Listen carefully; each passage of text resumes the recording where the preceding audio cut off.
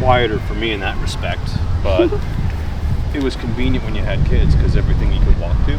Yeah. But with COVID and whatnot, working from home and staying in my apartment for work. Yeah. Because I was working from home before. You work from home? Yeah, I work Okay. from home. So what do you do? I do real estate. Real estate? Yeah, I do real estate for a multi-state cannabis company.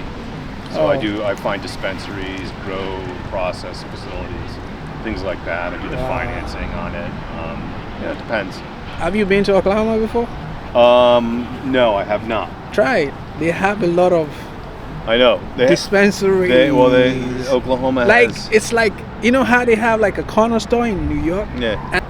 Yeah, I know that it's a market that you're looking into. What's that? Is it a market that you're looking into? No. We actually just sold our operations in Missouri. Over there? We're next door in Missouri. Oklahoma has a lot of cultivation licenses. Okay. They don't have a lot of enforcement. Okay. So with all those licenses, they have an oversupply. Okay. That oversupply falls off the back of the truck and ends up in other states, which is technically illegal. And not a business that I can get involved in because it puts the rest of my businesses at risk. Jeopardy. But it's too risky of a license or too choppy of a state for me to get involved in. Not enough predictability, if that makes sense. Wow. But the industry as a whole is changing, so it's evolving. It it's is more mature. So evolution is it. It is. But looking at it like as a whole, do you think he has anything beneficial to it? Because New York for just medical. Yeah. No, absolutely. I know. But wait, New York they just legalize weed now. Yeah, right? but I mean, they just opened up a dispensary on East 74th Street in Lexington Avenue, but it's not licensed. It's what you would call a gray market. All their product comes from California, which is illegal. Okay. And that's not, we can't do business that way. But there's no space to grow in New York City. You would never cultivate in New York City. Yeah, because everywhere is concreted. Yeah, way too expensive. Yeah. You want to be way out in upstate somewhere. Okay, is it illegal to have like a farm in Oklahoma and you bring your product to? Yeah, second you cross the state line, it's federally legal. That's federal trafficking. So it has to be in that particular state. It has to be in that state. You got it. So what if people buy online? Well, you can't really. You can order online, but you still have to go pick it up. Like in the markets I operate in, you can't. We don't do delivery, although that will happen. Delivery will come. Oh, okay.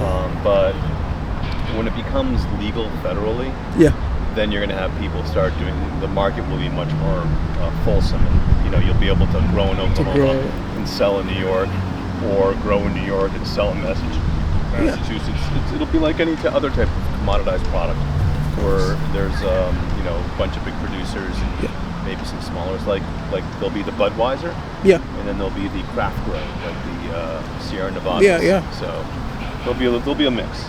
And these stocks are really doing good in the stock market, because I do check on them once in a while. I thought they were getting crushed. Now? Now, yeah. It went up before though.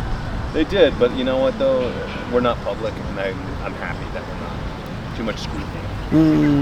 There's a lot of work that goes into just being public. Wow. And I have no interest in spending the money on that. So, not that it's up to me. But the market will evolve. It'll become a mature, regular market, like the liquor market. Similar. Each state has their own control over it, but the bottle of Jack Daniels you buy in Massachusetts will be the same that you buy in New York. Same thing will happen for cannabis. The cartridge or the flower you buy in Massachusetts will be the same or similar that you buy. Very homogenized, so to speak. If that makes sense. Yeah. What are the health benefit out? I know I've known quite a few cancer patients who utilize it for pain. I also have met my CEO. He used to make, he still does in DC. He used to make a CBD oil. For children with incurable seizure. So I've met some of those patients. I saw one documentary, maybe on CBN or something. CNN. It's real. Like those patients, those parents think he's a god.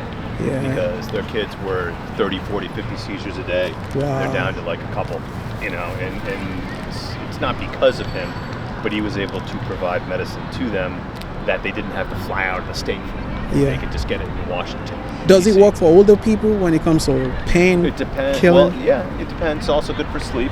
But everyone's different. Everyone reacts to THC differently, so it's not always the end-all, be-all. Yeah. I would not say what's good for this person is good for that person. They have to sort of try it. Good news about THC is that you really can't overdose on it. The only thing you can do is fall asleep. For us, yeah. Yeah. So Yeah. at least that's what I do. Even some like NBA teams, they allow because sometimes when you get banged up, you have pain all over, when but it comes they to allow. pain, I'd rather take cannabis, and I'd rather than an opioid. Yep. Or any other type of prescription drug. Yeah, because I've heard stories of all these NBA players. Their schedule, how crazy, how tight it is. Once in a while, it's a hard the job. knees, their It's body. a hard job, man. Yeah, Like, it's as cool as it sounds and as cool as it looks, it's a hard job. it's cool if you don't understand what is behind it. Yeah, well, I mean, physically, you get the crap beaten out. Yeah, It's like football. yeah, It's a very short shelf life. yeah. And a lot of football players and a lot of hoops players, they don't go. They're not all Shaq. A lot of them retire after a few years. 2-3 years of the average league time you could spend in the league is like 1 to 3 years. Yeah. Even in football, it's 1 to 3 years. But if Unless you're a superstar. Yeah, if you're lucky, you could go 7, 10, 15 years. Crazy. So what's the future of the cannabis now? Couldn't tell you, to be honest with you. It'll get federally legal, and then it could be, like I said, I think it'll be like you'll have the Budweiser producers, the big producers, Yeah. and you'll have some craft producers. Owning a dispensary will be like owning a liquor store. Okay. It'll be the same economics. Okay. Do you see And the brands will be important. Branding, like Coca-Cola, whatever the on equivalent TVs? brand. Huh? on TVs? Commercials? Maybe for advertising, yeah, maybe at some point it will be.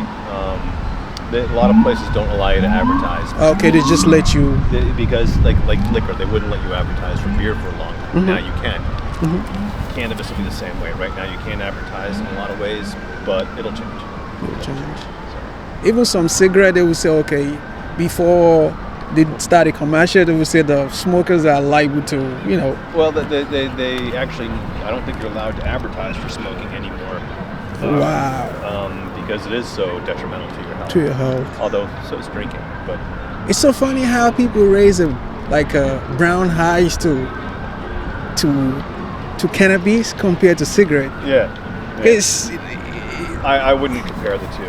I wouldn't because nicotine that comes out of tobacco is physically addicting. yeah. THC is not. It's both can be mentally addictive, no question. You can Yeah. get mentally addicted to it, whatever your reasoning is. But physically, I used to smoke a lot of pot, and when I had my kids, I had to stop. Wow. That wasn't hard. I had one night of not being able to sleep well. That was that. So I find that two are not comparable for me. But the funniest thing? What's that? People that smoke cigarette, they find it so hard to stop. Yeah, they'll very much because nicotine's physically addicting. If you stop smoking and you're like a multi-pack smoker a day, it's like putting alcohol. Wow. It's like it's hard, very hard. So why is it business? Is it, It's okay. Oh, But okay. it's tough right now because we're under a lot of pressure from inflation. Inflation. Wholesale prices are falling, so Yeah. you get squeezed. But you gotta focus on profitability and focus on getting the right mix. It just takes time. Buddy, are you done? Are you done? Come on, man. Really? Be honest with you though, I feel like if all these pharmaceutical companies, they do a lot of research, there will be so much more to cannabis than what we have today. They do a lot of research in Israel with it right now. Oh, A lot of genetics research, a lot of pain management research. There'll be more. But because it's federally illegal in the U.S., it's harder to do in that US. kind of research. But it will happen. It will happen. Wow. But most state already. They don't give a shit. They just want, state wants tax. Like New York, I would say they got on late. But still, if New York can allow it to happen, Yeah. almost all the states in America is already doing it. Yeah, there'll be more and more options for them to do it. Come on, buddy, have some water. Come on, buddy. wants to. Yeah, it'll be in all 50 states. That's what will happen. It'll So just take some that's time. the future, right? That's the future. But it won't be anything. It won't be crazy. It'll be like a liquor store. Okay. So it'll have the same visibility. So it won't be any big deal anymore. Do you foresee any like side effects on the public? No. Like very obvious side effect, like all these the crack era? Nope. I'm not a believer of the gateway drug. I think if you're taking drugs, you know, you might say, well, I went from marijuana to something else, and that's possible. I can't speak for you. That's your particular thing. Definitely. But, you know, I tend to think that there's more psychologically going on with that than blaming it just on cannabis. But no, I don't see any great socialism. You know why? A lot of people already smoke pot illegally. Yeah. It's not that big of a change. Yeah. So, you know, I know a lot of my friends did before it was legal. So, Yeah. you know, not a huge differential. You know? So, where do you see your company in the next 5 years, man? No idea. No idea? No idea. Wow. Yeah, I don't even want to venture to guess. Okay. Hopefully still here, or maybe sold, and maybe I'm sitting on the beach. But chances are I'll still have to be working somewhere. So, I know. all good stuff. All good stuff. Besides, I wouldn't want to be idle anyhow. So, I have 3 questions I normally ask people. What makes you happy? What's that? What makes you happy? What makes me happy? I'm throwing the ball with Willie. Oh. It's an easy one. Wow. This is enjoyable. So, second, what's the lot of money to you? Oh, jeez. You know, it depends at the time. If I'm doing the financing at work, Yeah. $20 million is a lot of money. If I'm talking about my kids, Yeah. $5 is a lot of money. You know, and what they're spending. You know, it depends on what the subject is. Wow. You know, I live in New York, so everything's freaking expensive here. So That was a good one, It though. always depends. Like I always find things in Manhattan, they're always expensive. So I'm Of always course. complaining, no matter what. And Yeah. I've been here for 20 years, so I should know better. But I can't help myself. It's so funny what you said. One of the guy I spoke with like a couple of weeks ago, he's from I think he's from Italy. He said the same thing, like things that you could get cheaper in Europe, you come to New York, it's like you can't even find it. Like you see, it's like you want to pay fortune for it. Yeah, because you think it's And- scarcity. Yeah. It's scarcity. So Are they working? Is it like a It's psychological. psychological, like working on people? So when you see, you don't mind how much you want to pay for it. You just Sure. then you realize that I could easily get this Yep. in Europe or For whatever. half the price. But yeah. you're here, so you pay twice the price. I can't figure that out, but you're right. It's context. For sure. Even with all these buildings, structures in New York, 1 million, one family house. You go to Texas, It's all 300,000 is No, like yeah, you have a I know. mansion to yourself. I know. It's Manhattan. It's crazy. It's totally crazy. That's why moving out to me is such a bad idea. Lower my expenses as well. But I'll blow that bridge up when I get to it. It's good. Yeah. It's a pleasure talking to you, my brother. Yeah, always a pleasure. Yeah. Thanks for your time. You're Enjoy your time in the city. Definitely.